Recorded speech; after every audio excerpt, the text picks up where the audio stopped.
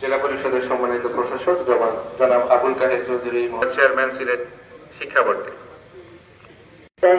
পুষ্পস্তবক অর্পণ করছে আবুল কাহের চৌধুরী।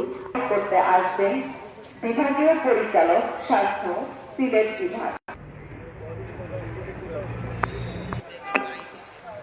এরপরে পুষ্পস্তবক অর্পণ করতে আসবেন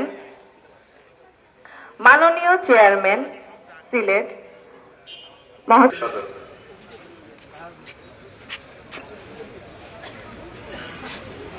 পরিষদ ও সিলেট।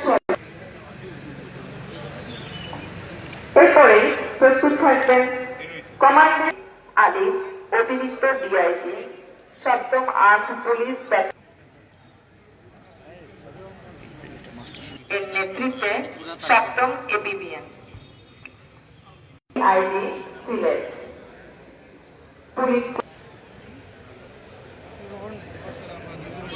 Police super highway